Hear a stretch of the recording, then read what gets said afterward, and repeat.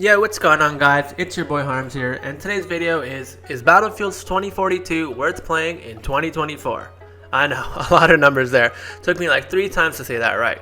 So, we all know the abysmal state that Battlefield was released in, and it's honestly a completely different game now. It took them years, but in classic Battlefield fashion, they made a good game about 2 years after release. So, what's good in the game now? Firstly, since I've been playing, I probably have around 500-ish hours, I imagine. I haven't seen a single game-breaking bug or glitch, apart from release, that would have previously seen like many times during a single game before. That's the best thing they fixed with this game, thank goodness. Secondly, the game's balance seems to be pretty solid now, although there is some caveats to that and I'll get into it later.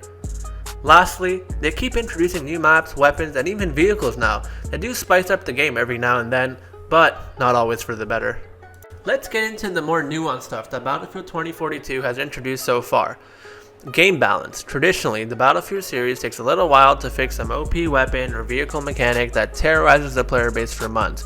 This isn't really any different from like Call of Duty or other like first-person shooter games where they drop a patch or a weapon update and like 1 or 2 guns seems to be the meta for literally everyone.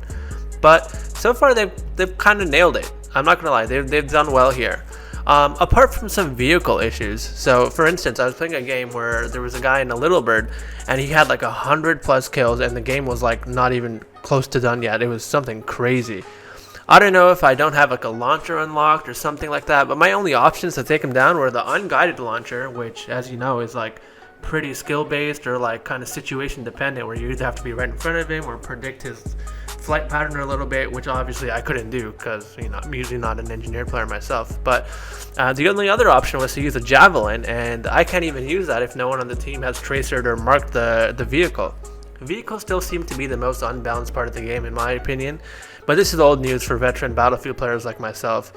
In the pilot's defense, he seemed to be like really good, and no one on our team, including myself, could like take a helicopter or a jet or anything like that or VTOL to go and challenge him in the skies. So we tried our best to take him down, but we got done in. He did us dirty. Sometimes it's just the way it goes, you know. Battlefield is usually pretty solid with patches, new map releases, new weapons, and sometimes new vehicles.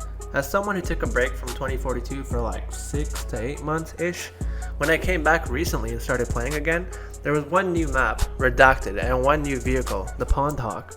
In theory, this is good news so Battlefield players don't flame out from playing the same stuff over and over and over again, but to my surprise, there isn't really a lot of new content. The new map, for example, is pretty similar to Metro and Operation Locker, where 1 or 2 points are pretty much uncontested, but to get over the halfway mark to the enemy team's flags is pretty much a stalemate for most of the game. Redacted, in my opinion, is really similar to Operation Metro from Battlefield 3. There's like one side route or flank pathway, and an opening in the middle where it's just like no man's land. People are camping the entrances, and you see noob tubes flying around you. They could have done better here. It's recycled content, and if you ask me, sort of lazy. I'd like to see a full 64v64 conquest map where everyone is not funneled into one lane. It was boring and there wasn't much skill involved to get your team to win. Aside from the maps, they introduced a new vehicle, the Pondhawk. Now this is pretty cool actually. You can call this vehicle in on your person, and it's a 2-seater that is agile and quick that can get you to multiple flags. It's a lightweight vehicle that doesn't boast any firepower apart from the second passenger, but it's pretty easy to get direct kills with. It's new and fun to use, so kudos to the devs.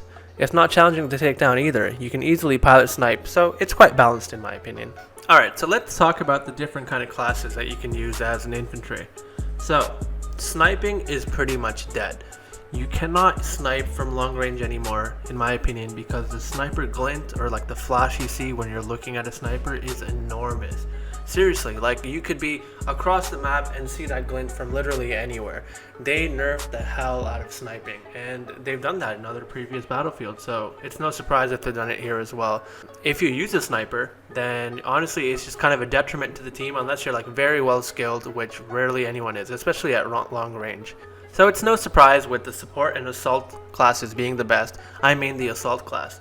You have the C4, which can deal with land vehicles quite easily if you can get a flank on them, and if you add the specialist that has a grappling hook, you can easily grapple onto them, get close by, put some C4s, get a safe distance away, and then blow them up. Easy peasy lemon squeezy. But you can also use a support class, which is super good to use if you're kind of at a long distance away and need to constantly replenish some ammo. It's really good to have that support class on your team. But those are the only two classes that I can wholeheartedly recommend to anyone. Recon, as I mentioned, is pretty much useless, and Engineer also feels kind of useless. Again, it could be that I don't have things unlocked, but the launchers I have are just not very effective to take down anti-air.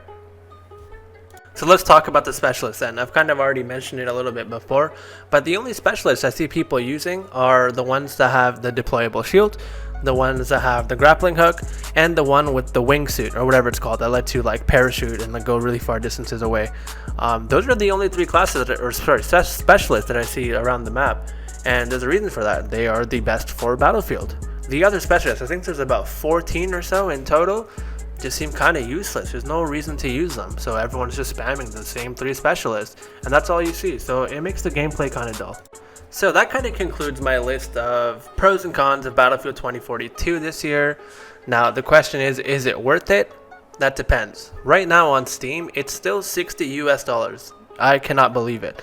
It should at least be 30 or something. I know for a while it was free, I think, maybe last year in 2023, but at full price, I'm not sure if I can recommend it, especially to a novice player.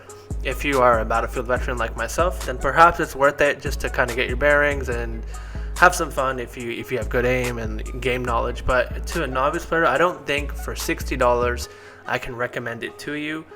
It kind of plays just like any other Battlefield, to be honest. There's nothing very new. Like, it's not too different from Battlefield 4 in my opinion.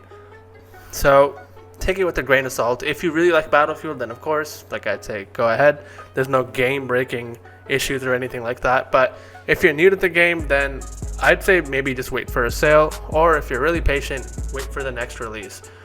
They've really rushed this one, and the early kind of bugs and glitches has turned off a lot of the player base, but it has healthy numbers, and you'll find a game usually any time of the day. So with that being said, thank you so much for watching. If you liked what you saw, please like, subscribe. You can turn on the post notifications to see my next upload, and I'll catch you in the next one, guys. Later.